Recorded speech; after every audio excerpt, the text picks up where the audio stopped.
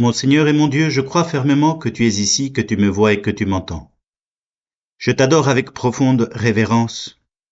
Je te demande le pardon de mes péchés et la grâce de faire avec profit ce moment de prière. Ma Mère Immaculée, Saint Joseph, mon Père et Seigneur, mon ange gardien, intercédez pour moi. En ce petit matin où je reviens de l'église que j'ai ouverte pour que toute la journée, les chrétiens puissent venir adorer le Seigneur dans son tabernacle, eh bien, je pensais à toi, à qui j'allais adresser ces paroles pendant ce temps de prière que nous faisons devant Dieu. Et dans cette petite église magnifique que j'ai la grâce de servir, eh bien, l'âme porte vers le Seigneur. En ce jour où pourtant le Seigneur est bien sévère dans son évangile.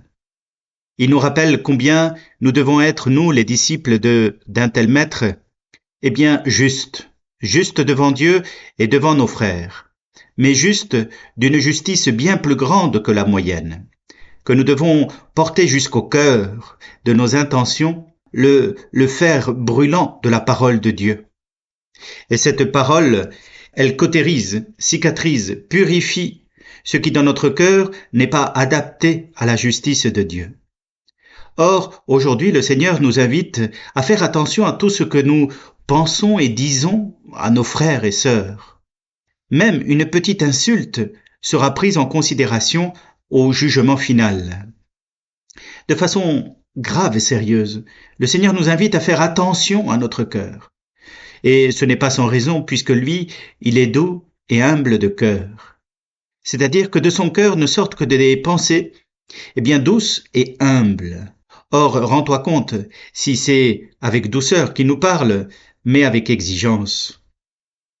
Il nous faut sans cesse garder à l'esprit cet esprit de charité qui animait le Christ, pour comprendre son évangile, non pas comme nous le faisons nous, comme parfois des fanatiques et des intolérants. Non, l'esprit de charité nous préserve de tomber dans cet excès, de considérer ceux qui ne suivent pas le Christ de façon maladroite et parfois même intolérante. Non, le Christ nous a révélé sa vérité pour que nous devenions plus charitables, non pas pour que nous devenions plus orgueilleux, prétentieux, vaniteux et devenions Monsieur juge tout le monde. Toi et moi, nous sommes appelés à aimer notre prochain et donc à tordre dans notre esprit tout ce qui va à l'encontre de l'esprit de charité. Oh, nous avons bien des raisons de vouloir juger et de qualifier notre prochain de tous les noms. Je pense moi-même à ces personnes qui, lorsqu'elles conduisent trop lentement devant moi, m'impatientent.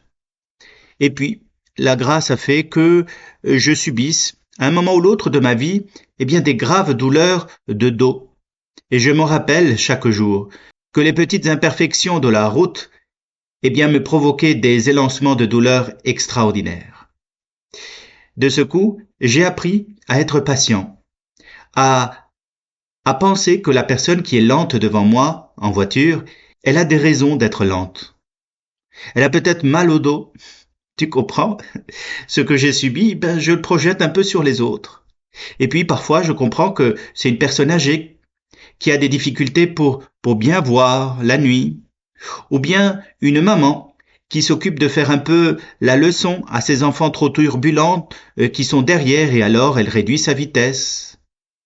Et il y a toujours des raisons que la bienveillance nous saura trouver pour être patient et compatissant, pour être bienveillant et compréhensif. Car vois-tu, la compréhension, c'est peut-être la première étape de la charité, comprendre l'autre. Et cela est bon, parce que cela nous fait passer à la suite de Jésus dans son chemin, et le suivre pour ne pas être de ceux qui n'arrêtent pas de juger les autres. Car quand même, c'est commun de juger son prochain, de le juger bien évidemment maladroitement et parfois méchamment. Si on a traité de Belzéboul, le fils de l'homme, qu'en sera-t-il de ses disciples? Bien sûr, on a traité Jésus, on l'a humilié par des paroles, on l'a traité d'ivrogne et de glouton, lui. Rends-toi compte. Alors c'est normal que des personnes se trompent en nous qualifiant d'une façon ou d'une autre, et que nous devons supporter ces remarques et ces injustices à la façon de Jésus, à la façon de Jésus. Mais en nous préservant nous-mêmes, de ne pas tomber dans ces pensées, dans ces jugements à l'emporte-pièce, à préserver dans notre cœur l'attitude bienveillante de compréhension et de tolérance. Nous ne devons pas nous étonner que beaucoup de personnes, y compris parmi des chrétiens, veuillent trouver le mal chez les autres. Souvent, c'est parce qu'ils projettent sur les autres leurs propres défauts, leur propre cœur. Ils pensent que tout le monde est comme eux. Et comme ils ne croient pas au bien, à l'intention droite, à la volonté d'une personne de vouloir bien faire, même si elle peut commettre des erreurs et ne pas réussir à bien faire, comme ils ne pensent pas à cette intention droite, eh bien, ils qualifient la personne de tout le poids d'une justice périmée, d'une justice erronée, d'une justice limitée et mesquine. Toi et moi, nous apprenons de Jésus à regarder les personnes avec grandeur, avec magnanimité, avec considération, avec la perspective de leur vocation. Ils sont appelés, tous nous sommes appelés au salut, à être enfants de Dieu, et tous nous en sommes capables. Et chacun d'entre nous reçoit la grâce nécessaire et doit y correspondre à sa mesure, avec ses capacités. Et ce faisant, eh bien, nous nous aidons, nous nous entraînons à être meilleurs, parce que, reconnaissons-le, toi et moi, en nous aussi, le mal a pris une certaine place, et nous devons le contrer, le lutter et nous purifier, en écoutant cette parole de Dieu qui nous met en garde contre tous nos jugements tout faits à l'emporte-pièce et méchants. Il nous faut garder à l'esprit que nous serons jugés comme nous jugeons, que si nous sommes miséricordieux, il nous sera fait miséricorde. Et comme nous le disons chaque fois dans le Notre Père, que le Seigneur nous pardonnera nos offenses comme nous pardonnons aussi à ceux qui nous ont offensés.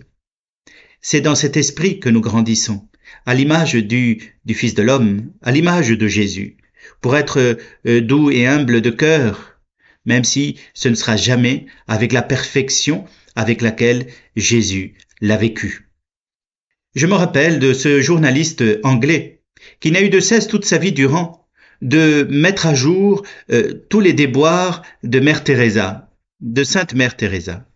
Chaque fois qu'il y avait un problème dans son organisation avec l'une sœur ou l'autre, qui par exemple une fois, eh bien, elle s'est passée de signer certains documents afin de favoriser l'adoption de certains enfants par une famille anglaise, ce journaliste en avait fait un esclandre.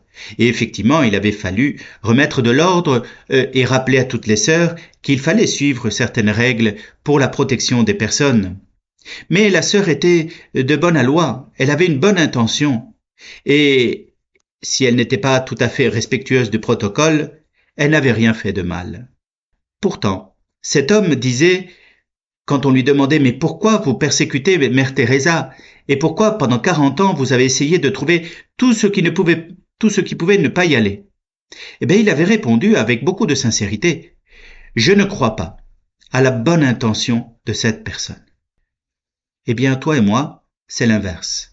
Nous croyons que chacun d'entre nous peut être pardonné parce que Jésus nous a pardonné le premier et que, bénéficiaires de ce pardon, nous sommes capables à notre tour de regarder ce qui nous entoure avec bienveillance, avec l'expression du pardon du Christ.